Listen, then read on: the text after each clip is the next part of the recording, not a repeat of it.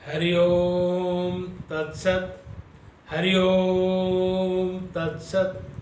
क्षिप्रम भवति धर्मात्मा शाश्वत क्षांति निगच्छति।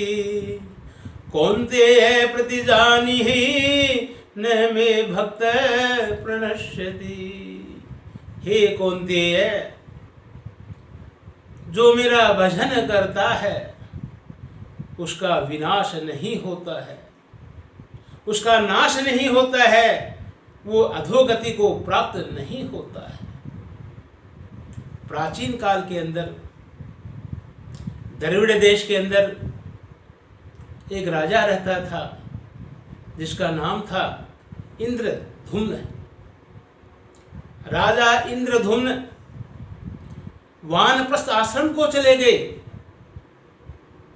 और कुलाचल पर्वत पर जाकर वानप्रस्थ आश्रम में रहने लग गए।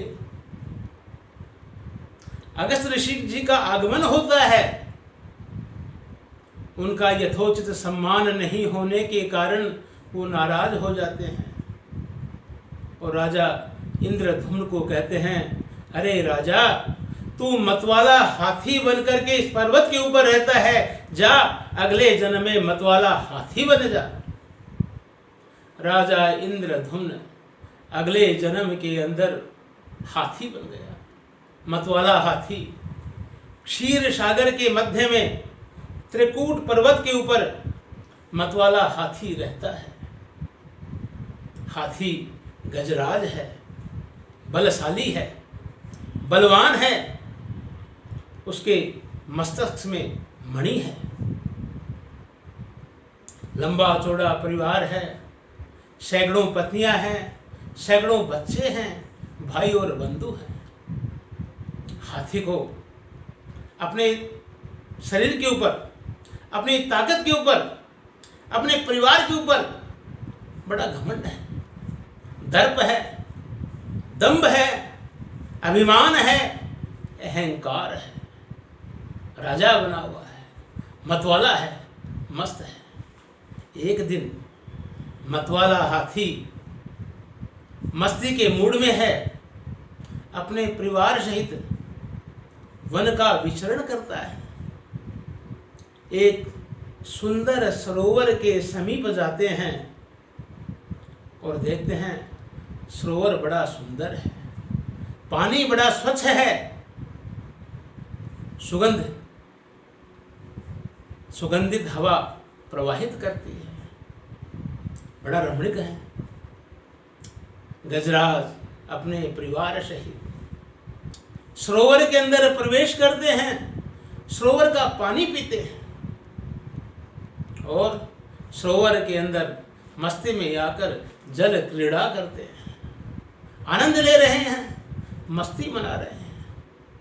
अचानक मस्ती में खलल पड़ जाता है।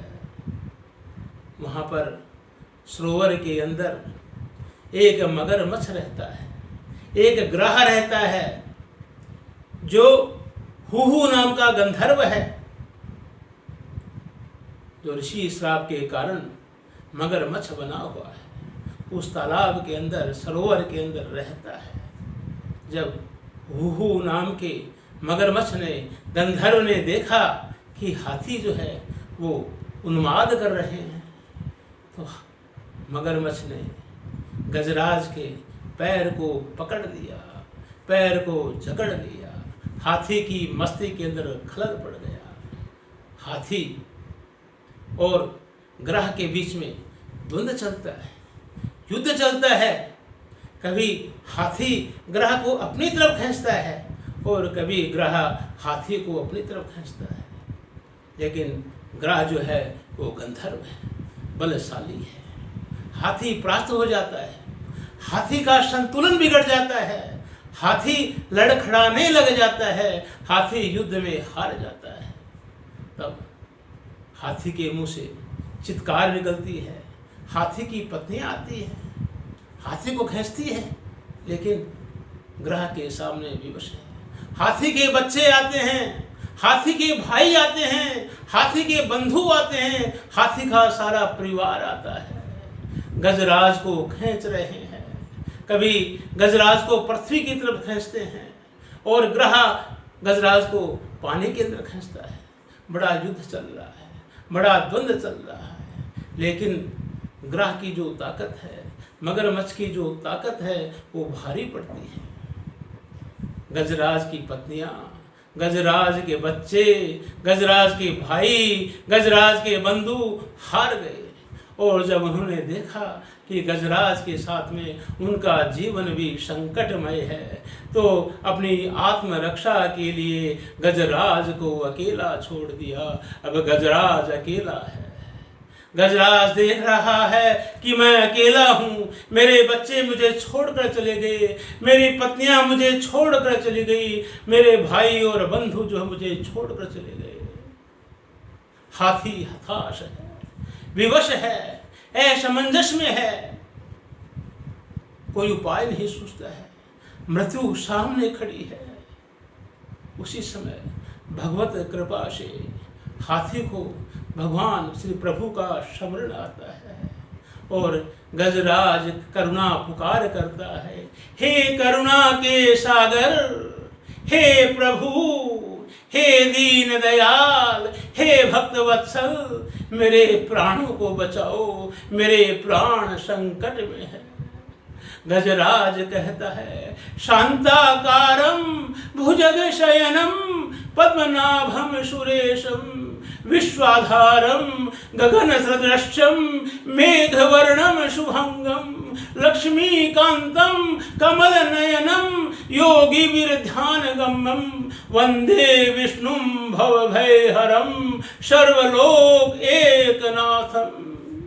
हे विश्वेश्वर, हे जगदीश्वर, हे सर्वलोक के नाथ, मेरे प्राण संकट में है, मेरी करुणा सुनो, मेरे प्राणों को बचाओ।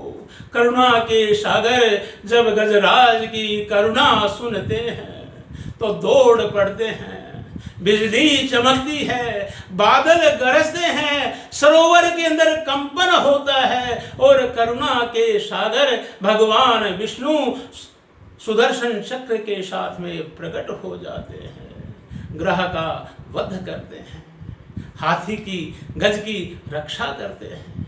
ग्रह जो है वो जब उसका वध हो गया, श्राप से मुक्त हो गया और वो गंधर्व बन जाता है, भगवान श्री हरि की प्रार्थना करता है, वंदना करता है, पुष्प की वर्षा हो रही है।